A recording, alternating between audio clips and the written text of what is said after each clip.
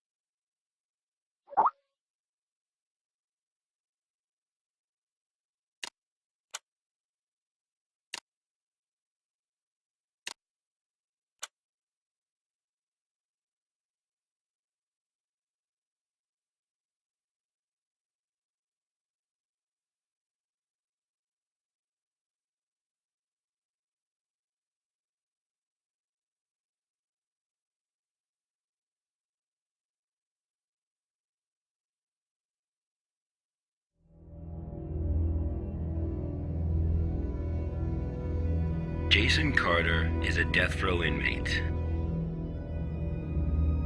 In exchange for clemency, he has agreed to work with the SCP Foundation for 30 days. Upon completion of his work, he will be a free man. Jason Carter is now D503.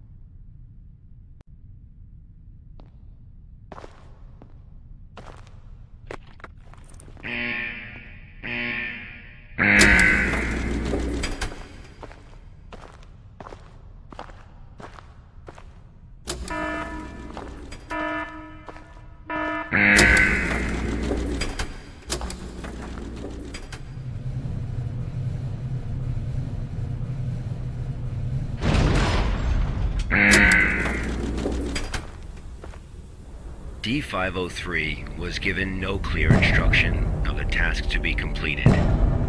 He must find them out for himself.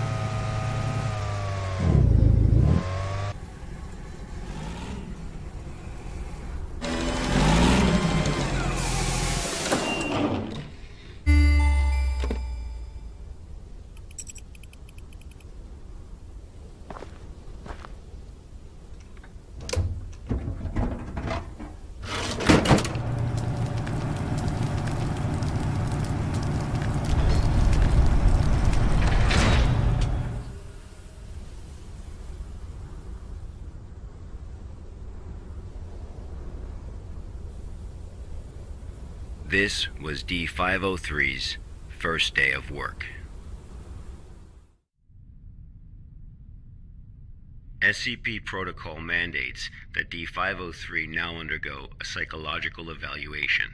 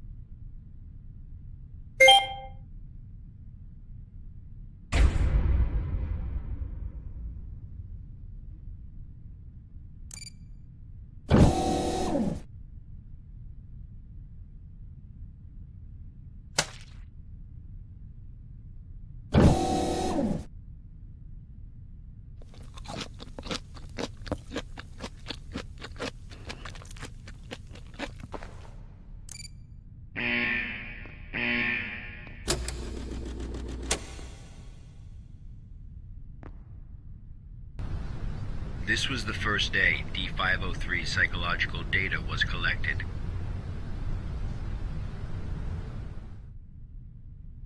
You're probably wondering, how can this job earn freedom for a death row inmate?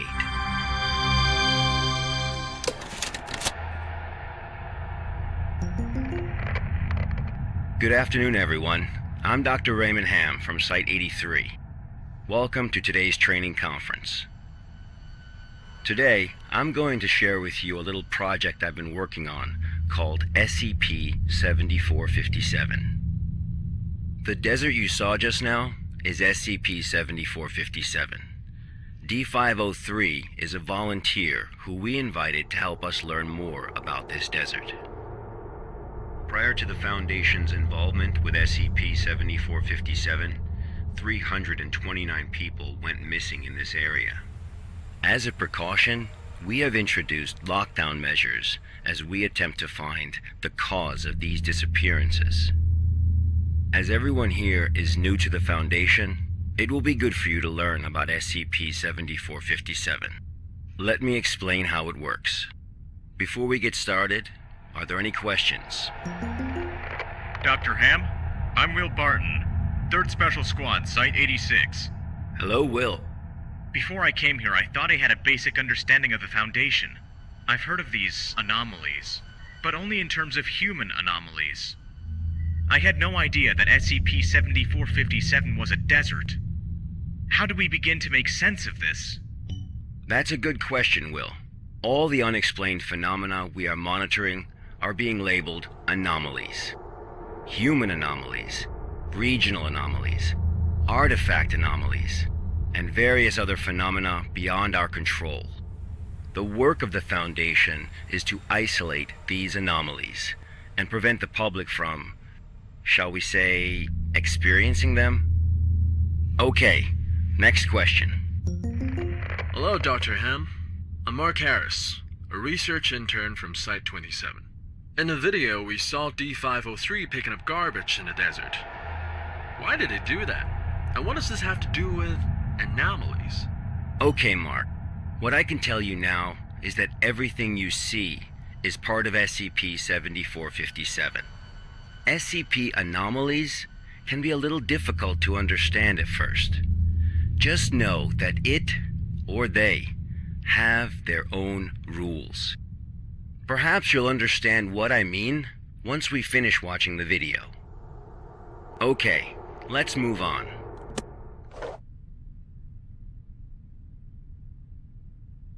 The first week was fairly normal. However, there was an interesting occurrence on the 8th day.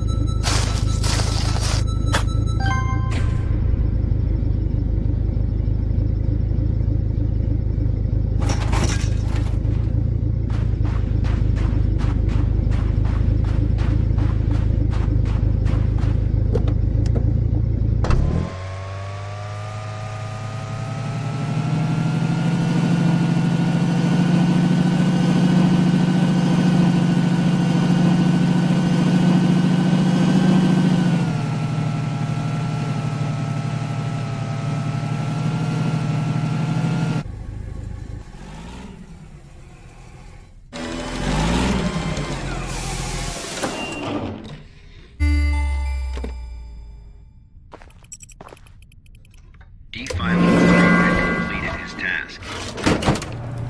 However, he did not realize that he had already encountered his first anomaly.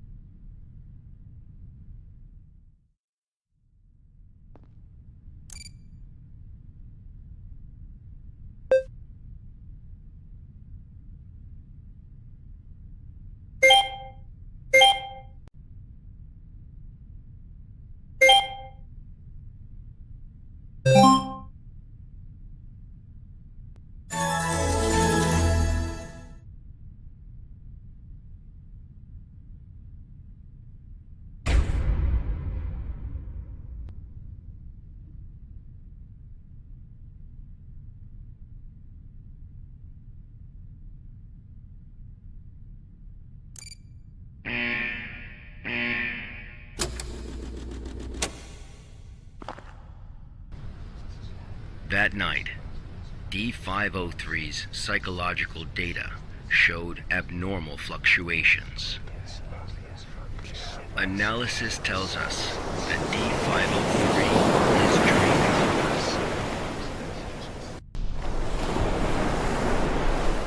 Unfortunately, though, we have no way of knowing what he dreamed of that night.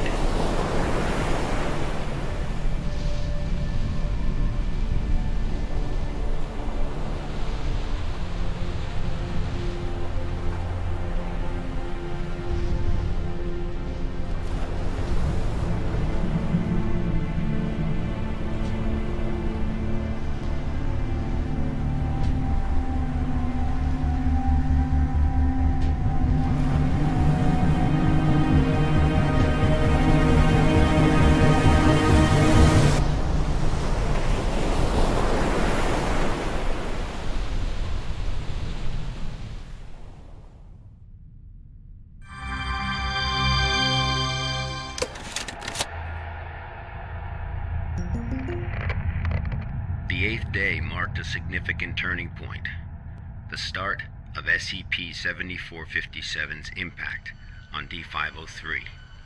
Are there any questions before we go on? Hello, Dr. Ham? I'm Spencer Jones from the Special Operations Department of Site-21. Hello, Spencer. It's still unclear as to why D503 needs to pick up all of this trash. If you wanted to monitor his psychological response to SCP-7457, why not just leave him out in the desert? Why assign him these tasks when there are already psychological evaluations taking place? Okay, our analysis has indicated that SCP-7457 produces a new cluster of trash every 8 minutes and 37 seconds. If waste collection is not done regularly, all that trash may soon flow into our world. It is worth noting, though, that the quantity of waste created here pales in comparison to the amount produced by humans. However, it still has the potential to become a significant problem in the future. By assigning these tasks to D503, we can monitor his reactions while also containing the trash. There is another reason, but we will get to that one later.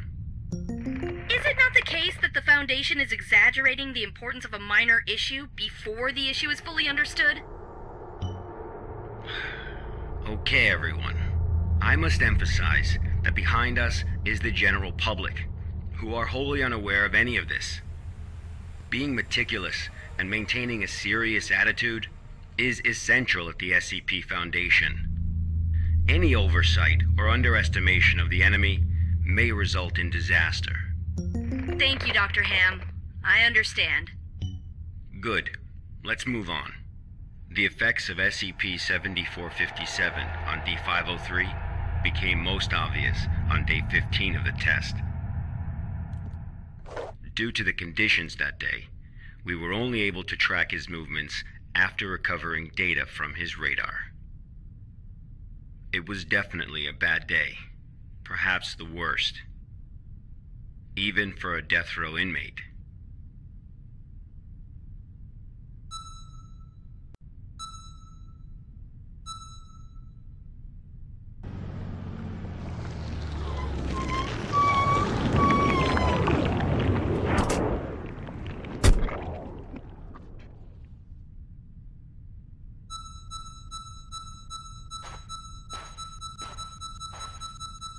D503 found a radar that perfectly resembled his own.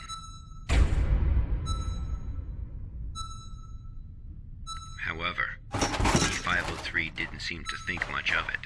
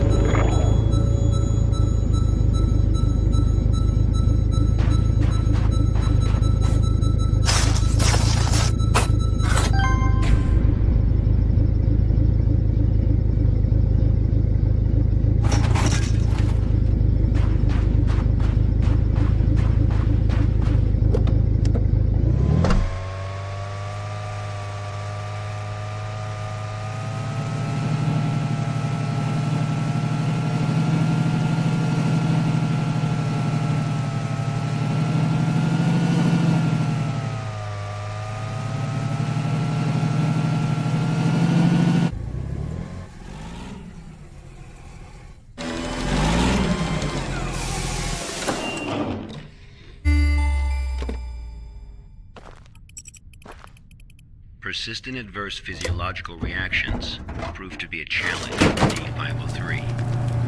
He still managed to complete his work on day 15.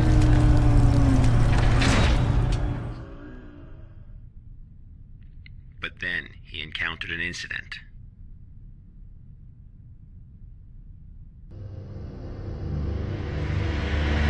A sandstorm.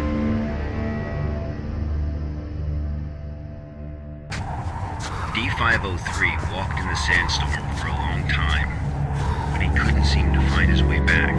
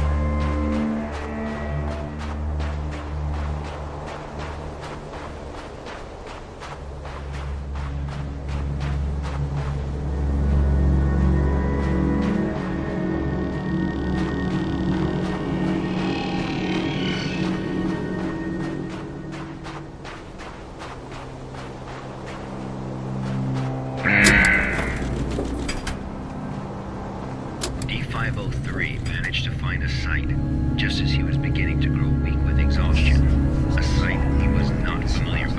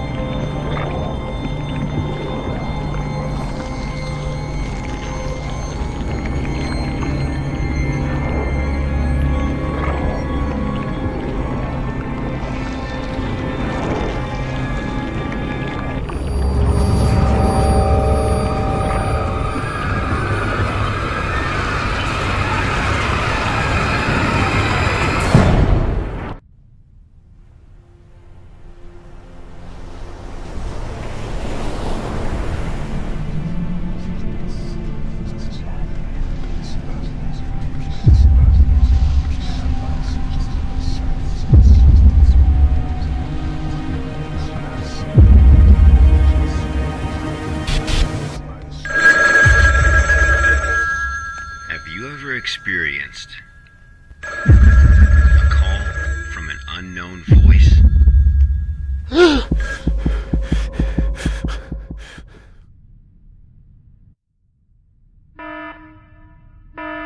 approximately 13 hours later, a visibly trembling D503 returned to Site 8. We immediately performed a psychological evaluation.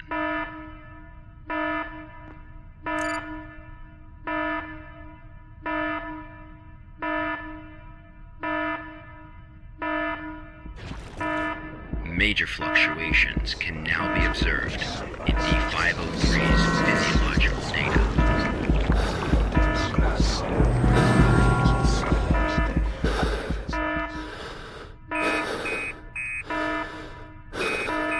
The results of the psychological evaluation were so troubling, we had to abort the mission.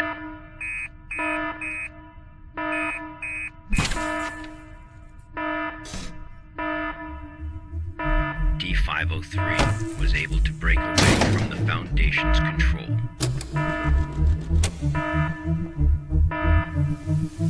He has seen the test results of other Level D personnel who were analyzed at SCP-7457. That's right, none of the Level D personnel at SCP-7457 have ever been able to leave this desert.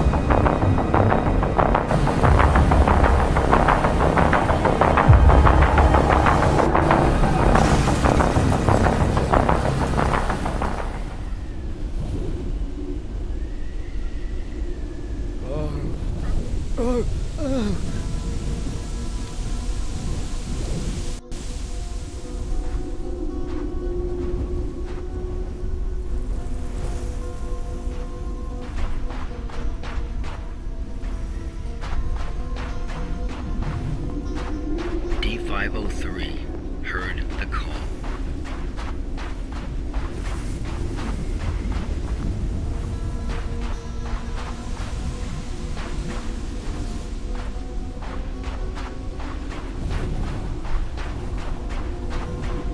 Humans often believe that their fate is in their own hands, that all choices come from their own free will.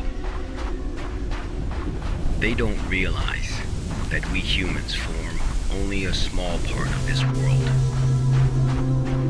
Out there, in the unknown world, we are as insignificant as a grain of sand in this vast desert.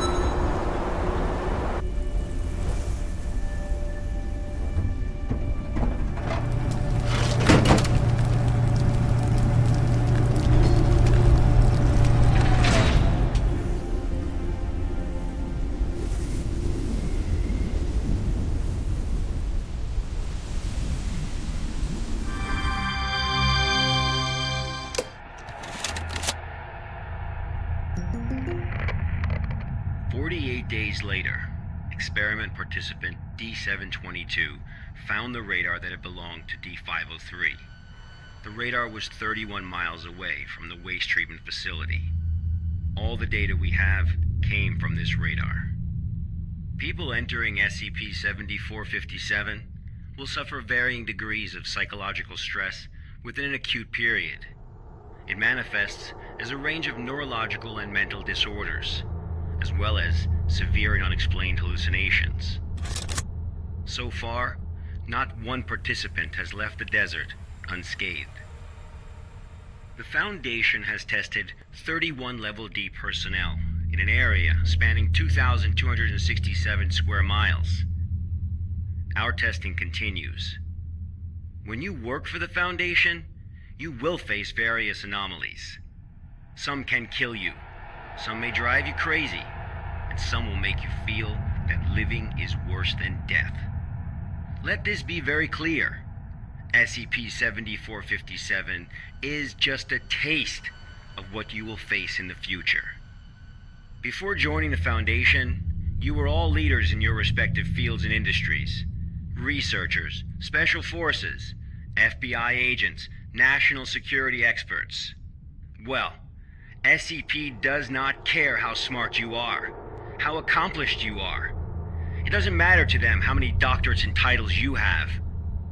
You are no different from helpless ants when confronted with these anomalies. Remember this. It is the most important advice you will receive. Do not take risks. You will die. You are not as special as you think you are. If you encounter an anomaly, put your pride and curiosity aside. Run, because that's the only thing you can do. God won't protect you here. Welcome to the Foundation, rookies. I'm Dr. Raymond Ham, and this ends the first class of our employee induction program.